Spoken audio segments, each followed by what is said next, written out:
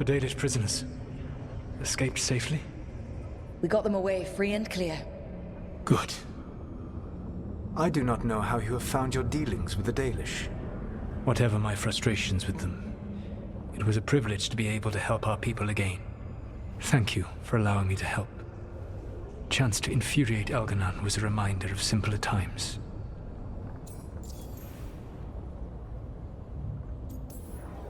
You said you found the Dalish frustrating. Why is that? It is unfair to them. I lived for thousands of years, and after I imprisoned the Evanuris, I slept for thousands more. I awoke in a world that had forgotten the ancient times almost entirely. And those who tried to remember Elven history, like the Dalish, had gotten so much wrong.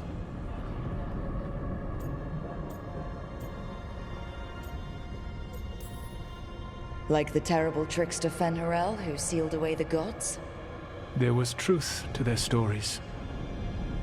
My rebellion had indeed disrupted the lives of those who had been comfortable. And when I created the Veil, I destroyed an empire. Their judgments were fair, if clouded. I tried to explain the truth to one clan.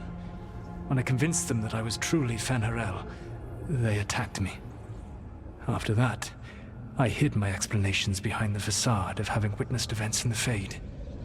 And the Fade is the realm of dreams. Hard to present that as evidence. Yes. The Dalish had no reason to believe me.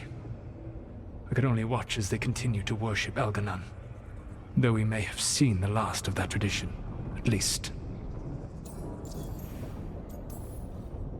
You and Elganon were really tearing into one another back there. I needed to goad him to anger in order to distract him. Mm-hmm.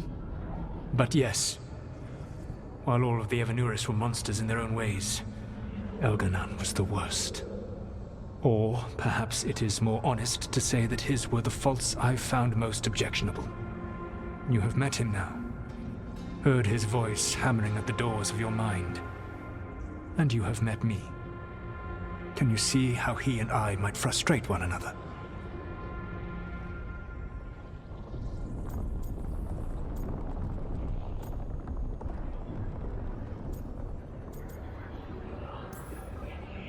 He uses his power to crush any opposition?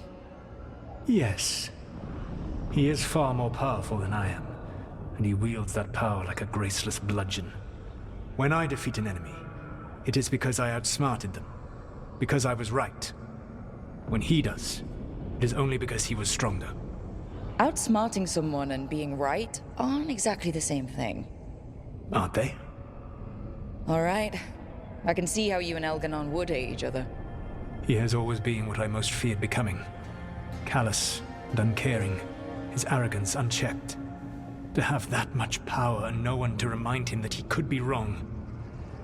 Well, he had you. And I suppose I had you.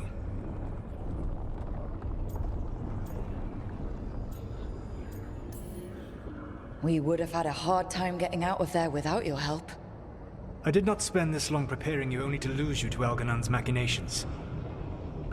No, I am sorry. That was poorly said. You have earned better from me. Okay.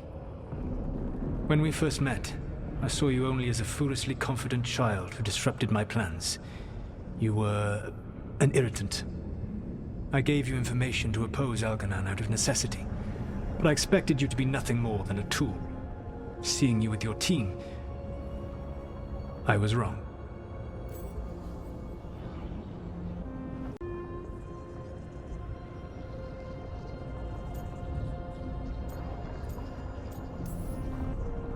I appreciate you saying that. Couldn't have been easy. The only thing worse than being wrong is realizing it, but being afraid to change. Elganon's pride is no greater than mine, but he denies any failure on his part, and I at least try to acknowledge my mistakes.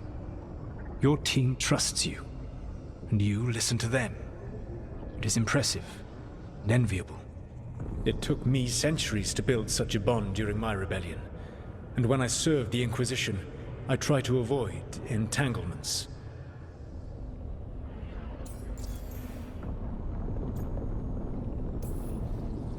What about the Inquisitor? Does she not count as a friend? She does.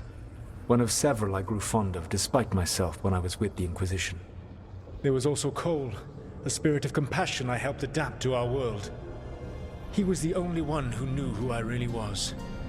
I miss him a great deal.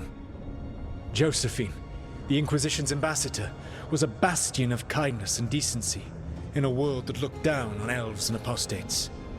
Even Cassandra Pendergast of the Order of the Seekers. She was what a believer should be. Faithful, practical, committed to serving, not ruling.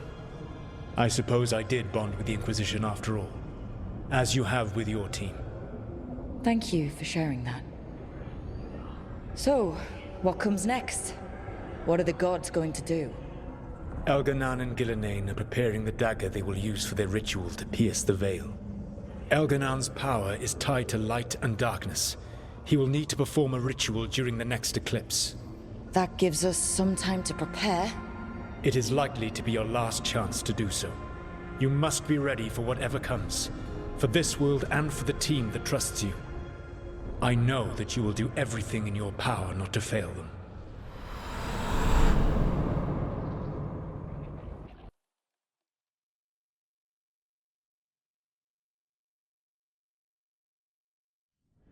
So now Elganan's recovered his own archdemon, and the gods only need an eclipse to complete their dagger. We saved the Dalish, though. That's important. But now Elganan's immortal, so long as his archdemon lives. And we all know how hard those things are to kill. We killed Razikale, didn't we? After losing hundreds of wardens, and it took a centuries-old trap to do it. We don't have either of those. Not anymore. Just when you think the tide's in your favor, it turns right back.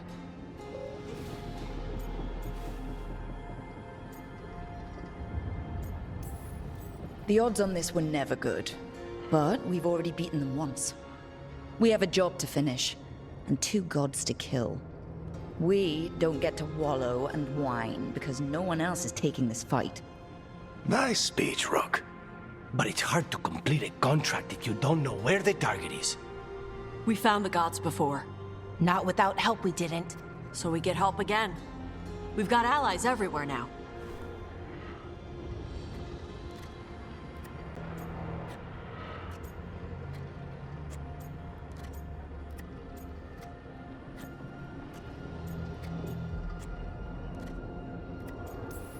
What about the Venatori that were at the crater? They might know where the gods are hiding. No one will risk being an informant. Not while the Venatori hold power in Minrathous. It's a dead end. The crows may have something. The Antam are moving large quantities of supplies out of the city. Weapons, armor, gatlock. And food. About half are remaining provisions. Enough to feed the Antam navy. Given the timing, it seems unlikely to be a coincidence. Wherever those supplies are headed, that's likely where we'll find the gods. Any more details from the crows, Lucanus? They said the Antam have long work ahead. We have time. Also, Biago would like a meeting. At your earliest convenience. From him, that means important, but not yet urgent.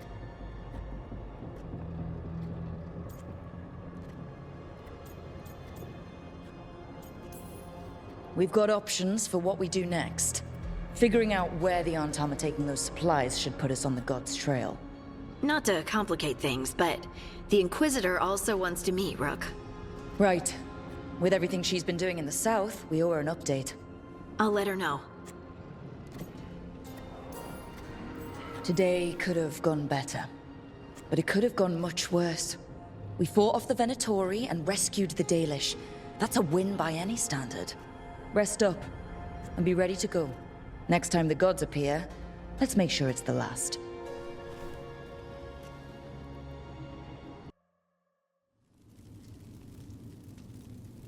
These meetings can't be good for business. I'm here, Inquisitor.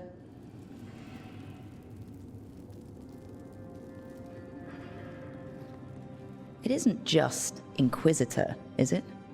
You were someone before that. I'm a Trevelyan. Feels like someone I haven't seen for a long time.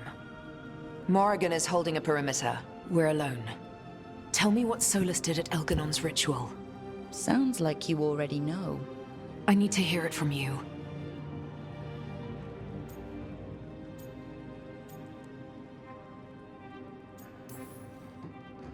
Elganon raised his archdemon. Solus got us out of there. We saved a lot of people. You sound grateful.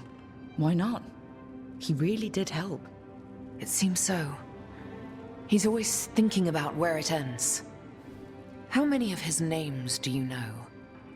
God of Lies, Dreadwolf, Fen'Harel. They're titles he earned from enemies, followers, and fractured history. I once called him by another name. Friend. Some friend. Do you always agree with your friends? We're pretty aligned on whether or not to destroy the world, if that's what you mean. I'll never excuse what he's done. He's killed people I held dear, you know this too. But... he became those names when he fought gods. And regret for his world turned into destroying ours. Sound familiar?